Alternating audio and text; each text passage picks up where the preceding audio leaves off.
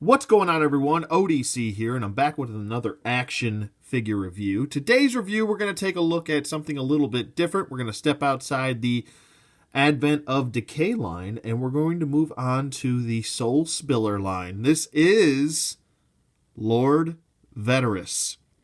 Now, I guess I have heard some people call him Lord Veteris. I prefer Veteris. It's kind of like... one person says tomato, the other one says tomato. I don't really think there's a right or wrong way to really pronounce this name.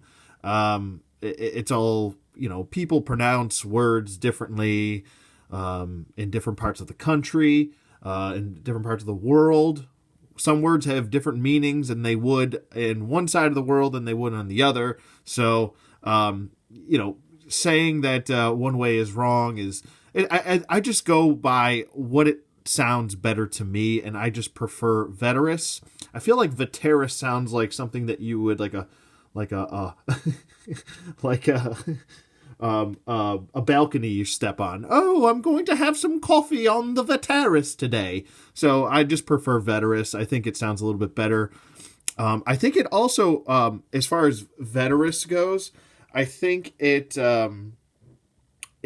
goes a little bit more with his storyline. Vet sounds like veteran, and he is a pretty much like I want to say almost like Mythos's evil version of Bruce Wayne here. Reputed to be the richest murderer in Mythos, Lord Veteris is cunning as he is famous.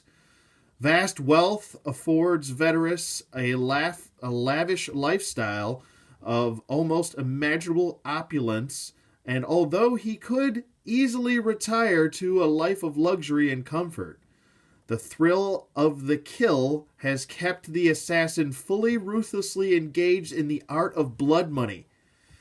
A loose affiliate of the Sons of the Red Star, Lord Veteris' ambition is to one day overthrow Scapular and take the Sons under his own deadly wing. So there's a nice little read-up of Lord Veteris. I like the backstory. I think it's interesting that you've got this rich mogul that made his money off of killing people to begin with, continuously kind of wanting to go throughout the land and kind of feed his need. And it's not about the money, it's about the bloodlust. It's about him being the best too. I think that has a big portion of him wanting to continue to kill for money. He's got enough money where he doesn't need it. I think I'm pretty interested to see that there might be some sort of civil war between these assassins. I mean, if you have a collection of assassins, there's going to be some backstabbing going on anyway. But I think Lord Veteris is a little bit maybe more of a threat than people might seem, especially to Scapular, because if he's the richest, if one of the richest people in Mythos, then he's going to pay the highest pay people because he's got a disposable income. So the more people are probably going to want to work for him than maybe Scapular down the road, where Scapular might have a couple assassins that will work for pride or loyalty. There's no loyalty amongst thieves and assassins. Let me just say that. It's all about who's got the most money or who's paying the most. It always comes down to money when it comes down to those type of people. But I like his backstory. I think it's pretty intriguing. I want to learn more about him. This is the head that I prefer for him. I think it works better. Yes, you've seen this head before. It is the head that comes with Sir Gideon Heaven's brand. But I think it works for him, especially being a rich assassin. There is a different head that you can put on with the figure, but I feel like that. Well, I'll get to my points in a second about that. So let's not waste any more time. Let's get into it. Why don't we talk about his accessories? Okay, as far as accessories go, this is pretty much everything he comes with. The shoulder pauldrons, I'm not going to really include those. Same thing goes for the belt and the cape. But we'll get to that in sculpt and paint and whatnot. We'll discuss all of that stuff. But those are technically accessories. But anyway, moving on to the weapons here. First weapon up we will discuss is this spear that we've seen so many times. It's pretty much just a gold paint with this. I think it looks really good. Nice finish on with the gold. I think it looks pretty nice. Very pleased with it. Maybe Lord Veteris had this gold plated. Who knows? Okay, so up next we've got this dagger. It does have a gold blade, which is pretty cool. And then we've got kind of like a bronze, copper-esque type upper handguard, I should call it. Then as far as the handle goes, we have some purple. So he is color matching there. And then we've got some copper or bronze for the butt of the handle. All right, next up, we've got his long sword here. Looks pretty cool, or broadsword, whatever you want to call it. This is the same sword that we've seen since Wave 1.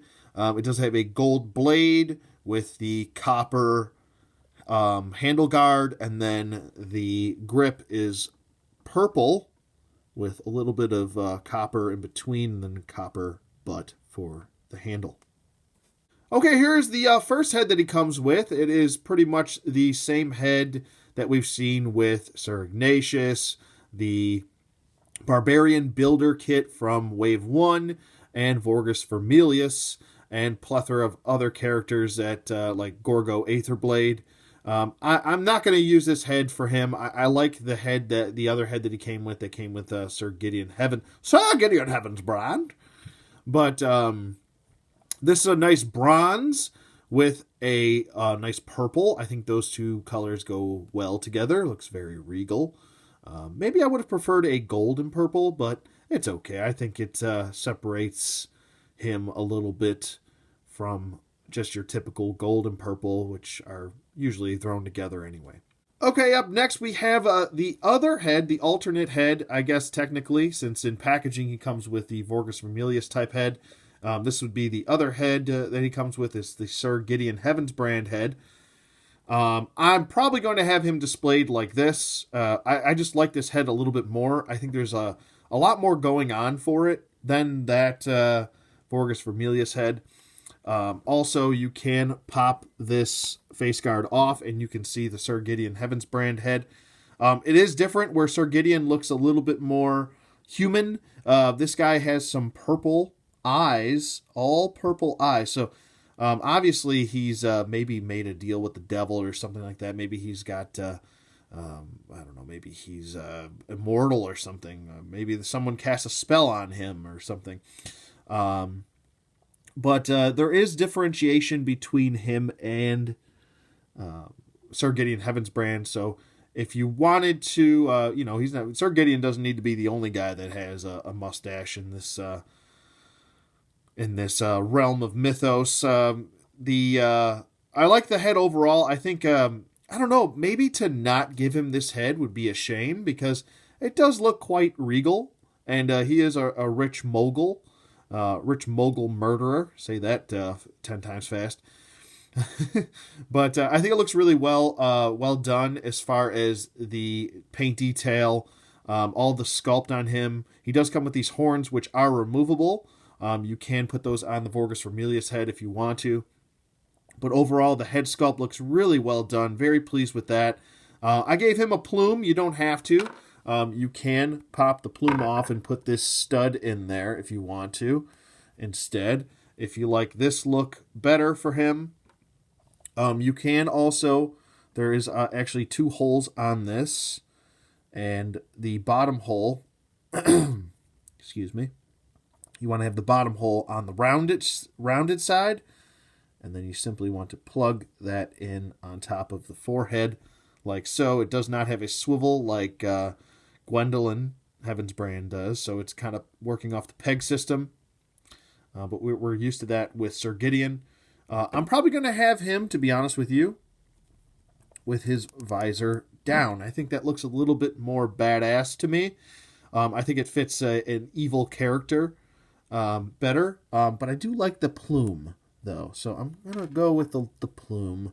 I think he's a little bit on the gaudy side. He likes to stand out a little bit while he's murdering someone. He doesn't care. He's just in it for the sport of the hunt and the kill. That's all he cares about. But beautiful design work and sculpt work for the front of the visor here, and then over here on the mask as well. Very pleased, very well done with this overall. There's some nice black paint shading going throughout the head as well. And so yeah, overall, I'm pretty pleased with accessories. Okay, as far as Lord Veteris' sculpt and paint work go, I've already gone through the head, so I'm not going to go through it again. But the shoulder pauldrons look really good. We've got this kind of reflective bronze color going throughout him. I think it looks really well done. It's pretty consistent throughout the entire body. As far as wherever you see bronze, you're going to see this nice reflective, light reflecting color. Even on the helmet, it just looks so good. It just, I don't know, it kind of has this copper tinge to it a little bit. It's not I don't think it's a full-blown, like you're used to like a matte or a flat, bronze that we're all used to. It kind of gives off that copper look. It looks really good, though. I'm very pleased with it. That with the subtlety of the purple going throughout and his little crotch piece, it looks very well done. He's not the most vibrant as far as paint apps go. There's not a lot of paint shading going on with him. But if you're thinking about a mercenary, pretty much, or an assassin that is well-armed, well off as far as money goes, I don't think he's going to be as grimy as some of the other characters are. He's going to be swift, he's going to be efficient, and he's going to get the job done with the least amount of damage done to him. So I like to think of this guy as extremely proficient in his fighting style. So I like the mix and match with the kind of regal-esque looking traditional knight armor here, and then mixing it in with some thigh armor here, some underneath armor, so he's not all bare here. And underneath the crotch piece, you can see there's some under armor there, right there, some chainmail. And then we, but up here, up top, we've got some kind of orc-esque shoulder pauldrons right here. It looks really good. We've seen this in Wave 1 as well. We've pretty much seen this entire body on Wave 1, but mixed throughout Wave 1. But I like that there's a little bit of differentiation here. He could have came with some armor on his arms, but he came bare-armed. I like that. Originally, before I even saw the read-up for this guy, I thought he was going to be, maybe one of Atlas's barbarian knights or something like that. But to no avail, he is an assassin. I like the other type of armor here that we have for his gauntlets. It's very orc-esque and looks good. I'm pretty pleased that he came with this nice, beautiful purple cape here. Very nice. It's there's no paint apps or anything on it. It's pretty much just a very crisp and clean colored purple cape, cloth colored, obviously. On the back, we have some more purple design going throughout there with the bronze and the gold paint for the outline of where the purple design is. It continues throughout the body pretty much, whether it's the helmet, the back of the body, the front of the body right here as far as the armor goes. Even on down to the side right here. Very consistent. Looks really good. Wherever there's purple, there's usually some gold to match with it. And I think that's pretty well done, especially seeing as it really brings out that shiny bronze that he's got here. It just looks really beautiful. Maybe this figure might be growing on me a little bit more. And then over here, we even have a little bit of green right here. Maybe a little bit more green would have brought out some of this gold too, I think. But the green right here on this side, and it does match the other side as well. It's not a gold, but it is a green. I think that's pretty well done. And then we have some purple rivets for his feet, and it does mirror the other side as well. So overall, as far as sculpt and paint go, I'm very pleased with how he turned out. Okay, as far as Lord Veteris' articulation does go, His head can swivel at a full 360 rotation. It does get in the way a little bit of the shoulder pauldrons, but it also depends on how you have these horns positioned. You could have them positioned all the way up, which will probably have the best range of motion. You just have to work with it a little bit to get him to turn a little bit. If you do have these pointed down or kind of on an angle downward. But if you have them pointed up, you'll get better range of motion, obviously. If you have them pointed back, you might get in the way of the top portion of the peak of the pauldron right there. It's not the biggest deal in the world, just something to point out. But he can do a full 360 rotation. His head can look up. It can look down.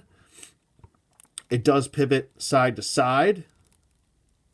I showed the other kind of, I guess you could technically call that a point of articulation in the visor where you would peg it. You do have articulation points in the horns right there. You can swivel them. He does have a head tilt, and he's got some jive turkeys up in here. The arms go up about that far. That's pretty much maxed out. They go down. A full 360 rotation is there in the arm. Obviously, you'll get better range of motion if you don't have the shoulder pauldrons and the cape on. Single bend at the elbow, which is less than 90 degrees. You've got a swivel at the elbow, a swivel at the gauntlet, swivel at the wrist, hinge joint at the wrist. He does have a lower diaphragm joint, which is on a ball peg. And he can crunch back, he can crunch forward, he can pivot side to side, and he can swivel. He can do the splits about that far, so really good with the splits. Legs go forward, they go back, upper thigh swivel, single jointed knee. He does have a swivel at the knee, which is actually a little bit better on the Wave 1 bodies as opposed to the new bodies. They have a better swivel at the knee as far as range of motion goes. That's something to point out as well. He can point the toe. He can point the heel, and there is a ratchet there. There's like a 1-point ratchet right there. So just to point that out as well. He does have a swivel at the ankle, which is a little frozen right there. Ankle pivot, and 2 peg holes at the bottom of his feet. Okay, as far as his packaging goes, you've got your typical single-carded Mythic Legions with the Mythic Legions logo down below. We've got the 4 Horsemen logo up top on the right. On the left, it says mythiclegions.com, sourcehorseman.com, which is the forum, and storehorseman.com. And on the back, we've got some beautiful card artwork featuring Queen Artemis, Faunus, and Joe Run Runshaper. This is also the same card artwork that you can find in Mythic Legions comic book issue number 1.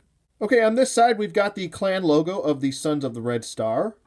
On the other side, we have a photo of Lord Veteris. And there is his read-up. If you want to pause it and read it, you can. Okay, as far as size comparisons go, we've got 2 Marvel Legends here. On the left, we've got the Marvel Legends Luke Cage on the Hyperion body mold. On the right, we've got the Multiple Man on the Bucky Cat body mold. Okay, up next, we've got 2 female Marvel Legends. On the right, we've got Valkyrie, and on the left, we've got Psylocke. Up next, we've got a WWE Elite figure in Shawn Michaels on the left. On the right, we've got a DC Universe Classics Hawkman. Okay, and last up, we've got a Motu Classics in Vicor on the left. And on the right, we've got Sir Gideon Heavensbrand. Okay, the last little comparison I wanted to do really quick was just to kind of show you the differences between Sir Gideon Heavensbrand and Lord Veteris. Obviously, Lord Veteris has all black as far as eyebrows go, as far as a mustache, and obviously his eyes are purple, a full purple. Sir Gideon Heavensbrand also has a lighter complexion. He's got more of brown eyes, brown mustache, and he's got blue eyes, which is so big difference there in as far as the some of the paint apps go. Okay, so my final thoughts on Lord Veteris. I really like him. I'll be honest with you. He kind of took me by surprise. He's another one of those figures that just maybe I had lowered expectations for, and then by the time I got him in hand, I was pretty pleased with it. I'm pretty happy that they decided to give us 2 different heads, so you do have some options there as far as how you want to have him set up. This is just my preferred look for him. That's the coolest thing about Mythic Legions, that there's no wrong way to do it. You can have these characters set up any way you want. The other cool fun factor about this is the cloth cape. I really like the bronze, the kind of like a metallic bronze that he comes with. I really like that color a lot. The weaponry could have been stepped up a little bit. As far as just me being honest, I kind of maybe wish he came with a newly sculpted sword, or maybe he got his own sword. I'm going to have to dip into some of my Spawn figures and maybe give him a figure from the Spawn line.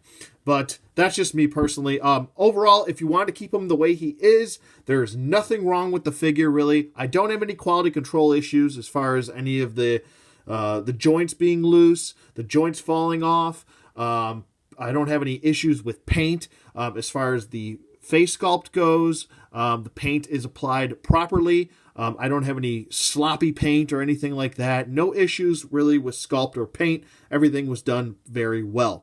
Definitely a 2 thumbs up for Lord Veteris. Go pick him up. He might take you by surprise. And he does give you some good options. He comes with a cloth cape, very well done. The accessories that he does come with, I think, are fitting for the character. And yeah, that's pretty much it for me. Let me know what you guys think in the comments below. Thank you for watching as always. Do you like Lord Veteris? Do you not? But let me know in the comments below. Hit that like button. That helps me out exponentially. And hit the subscribe button if you haven't subscribed. And if you are a new subscriber, welcome to the clan. Hit the bell for notifications until you see 2 little parentheses hanging over the bell. And that's pretty much it. I'll see you guys on the flip side.